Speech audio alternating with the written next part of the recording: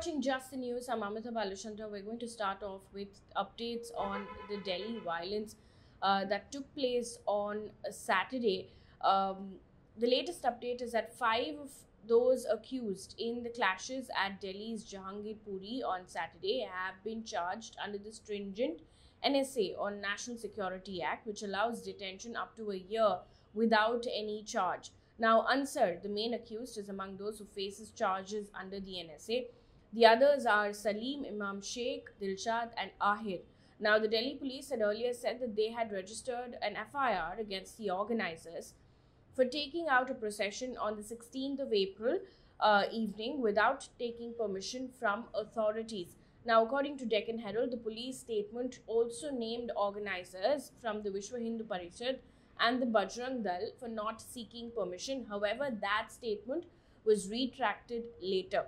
Now, the Vishwa Hindu Parishad today has accused the Delhi police of coming under pressure from secular and Muslim leaders to book the organization and its associated Bajrang Dal in connection with Jahangirpuri clashes. Now, clashes took place between two groups in Jahangirpuri on Saturday during a Hanuman Jayanti procession. 8 policemen and a civilian were injured in the violence. In the meantime, AAP MLA Atishi has alleged that one of the accused in the clash, Ansar, is a BJP leader. Now, she has alleged, and I quote, "He played a major role in getting BJP's candidate Sangeeta Bajaj to contest and plays an active role in the BJP. It's clear that BJP is behind the Jahangirpuri riots and it should apologize to the people of Delhi," end quote. Now, in the meantime, the police have said that the situation in Jahangirpuri of northwest Delhi is heading towards normalcy. There's heavy deployment of security personnel in this area. In the backdrop of these clashes, UP CM Yogi Adityanath has chaired a law and order review meeting and has issued a set of directions ahead of the festivals of Eid and Akshaya Tritiya, which is going to happen early next month. Now, according to the directives, no religious processions or marches will be allowed without prior permission. All organizers will be required to submit an affidavit promising to maintain peace and harmony before permission is given. And the statement also says that only those religious traditional festivals will be allowed and new events will not be given permission. No permission, however, will also be given for microphones at any new locations. Those already using loudspeakers can do it only after ensuring the volume does not disturb anybody, according to the statement that has now been issued. Now, these directions come ahead after the recent clashes that took place in Delhi's Jahangirpuri area. In the meantime, some disturbing news coming in from Uttar Pradesh following a viral video showing a Dalit teen being assaulted, humiliated and made to lick the feet of a person. 8 people have now been arrested in Uttar Pradesh's Rai Bareilly. According to the police, the incident took place on the 10th of April, but the video went viral on social media later. Now, the FIR was lodged on the same day, the police said, based on a complaint by the teenager, a student of class 10. Now, according to Indian Express, the SHO of the local police station has said, and I quote, "We have arrested all 8 accused. Some of the accused are minors. We are arranging the paperwork and will take further action accordingly. It was a case of enmity between the boys which led to this incident. The FIR has been lodged under the IPC section for assault, while the SC and ST Act have also been invoked," end quote. Also in the news, the Union Ministry of Law and Justice today notified an act to unify 3 municipal corporations of Delhi. Now, this essentially means that East Delhi Municipal Corporation, South Delhi Municipal Corporation and North Delhi Municipal Corporation will be merged and called the Municipal Corporation of Delhi. Now, this comes amid severe protests by the opposition because Union Cabinet earlier had cleared the bill to merge the 3 MCDs on the 22nd of March and passed the bill in Lok Sabha on the 30th of March amid severe protests. All the liabilities, employees and revenue sources of the 3 municipal corporations will now be transferred to this single municipal corporation. The centre will also appoint a special officer to oversee the functions of the corporation. Now, the Corporation Amendment Act 2022 gives complete control of the civic body to the centre. Now, the opposition has expressed concerns over this, saying that it amounted to foiling the Delhi civic election process and also undermining the federal separation of powers. Meanwhile, ANI has reported that after Mizoram, Tripura government has now detected cases of African swine fever at an Animal Resources Development Department run breeding farm in the state.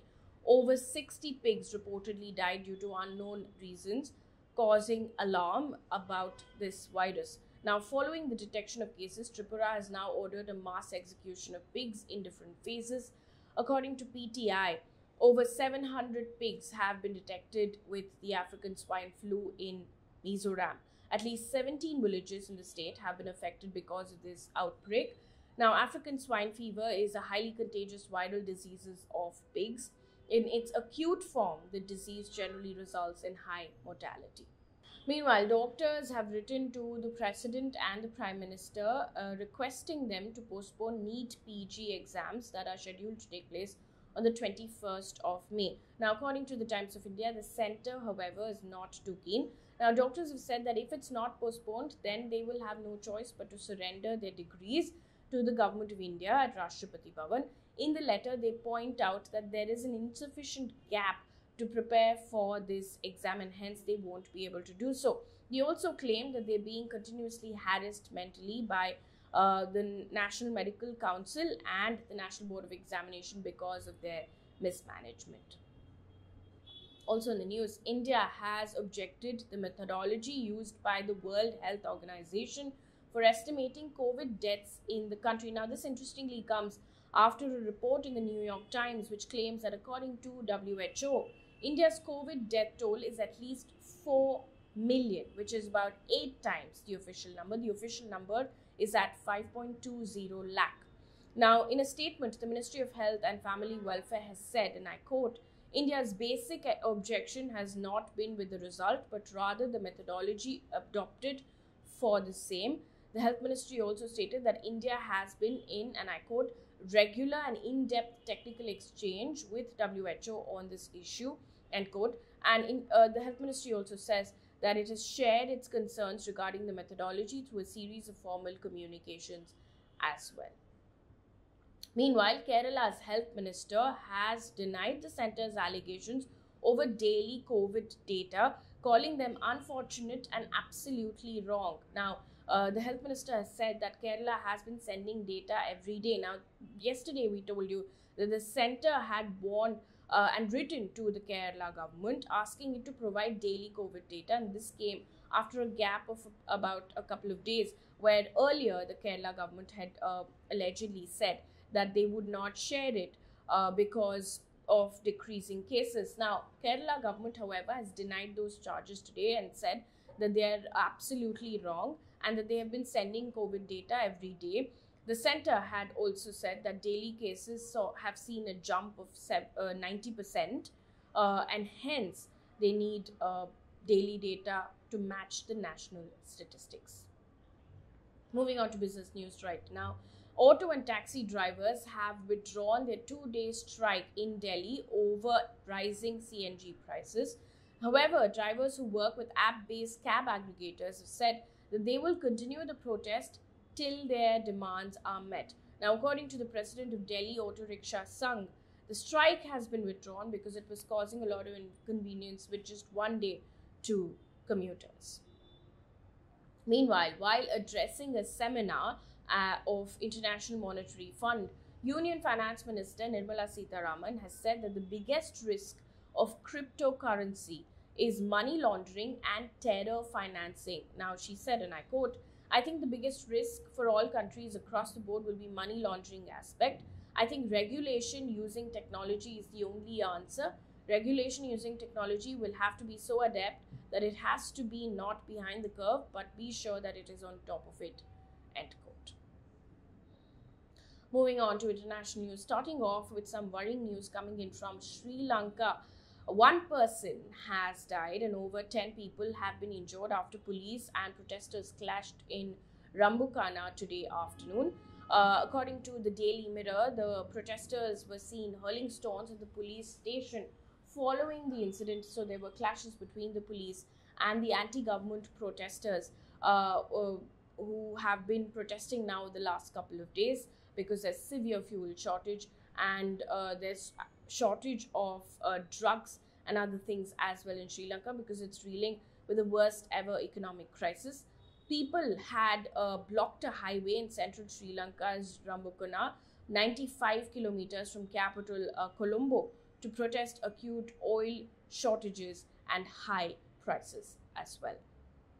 Now, Sri Lanka's Prime Minister, in the meantime, has proposed to amend the constitution to create an accountable administration that met people's aspirations. Now, this comes amid large-scale protests, like I told you, against the government that's been going on now over the last 1 month. People have been demanding Prime Minister and the President to resign immediately. In the meantime, Sri Lanka's Finance Ministry has said that the International Monetary Fund will consider providing quick financial assistance, and the amount that they're asking at this point is about $4 billion from the International Monetary Fund. In the meantime, India has assured Sri Lanka to extend all possible assistance and cooperation. India has so far committed to $1.9 billion to Sri Lanka in the form of credits for essential commodities and fuel, and also in loans and currency swaps. Moving on to Ukraine now, it's day 55 of Russia's invasion in Ukraine. Ukraine's defense ministry has said that Russia aims to seize the Luhansk and Donetsk region of Ukraine and create a land link between the region and Crimea and destroy all of Ukraine's armed forces. Now, Russia has also called on Ukrainian forces and foreign fighters of Mariupol to lay down their arms by noon Moscow time if they wanted to live, and this is according to Reuters and BBC. Mariupol is one of the worst affected cities in Ukraine, and Ukraine's president has said that Russia has launched an assault to seize the eastern Donbas region. In the meantime, Moscow has also claimed to have struck more than 1,000 targets overnight. Meanwhile, in Afghanistan, 3 explosions have hit a school in Afghanistan's Kabul, which killed 6 people and left 20 injured, according to the BBC. There was no immediate claim of responsibility, however, for the attack. One piece of good news before we wrap things up here on this bulletin. This comes in from Mumbai. Mumbai will be launching 100% digital buses with a tap-in and tap-out facility from tomorrow. Now, the commuter can make cashless transactions in the bus via smart cards and a mobile app called Chalo. Now, under this service, a passenger after boarding the bus will have to tap his or her mobile phone or smart card in front of the digital machine affixed near the entrance. A green tick mark will allow the passenger to board the bus. Post that, the fare will then be deducted from the passenger's smart card or the mobile app after he or she deboards after tapping out. And these buses will be named as digital buses, which we mentioned at the entrance. According to Midday, initially only 1 bus will be operated in South Mumbai for passengers who use the digital ticketing service, and this number will gradually go up over a period of time as well. That brings us to the end of this bulletin. Thank you so much for watching. Good night.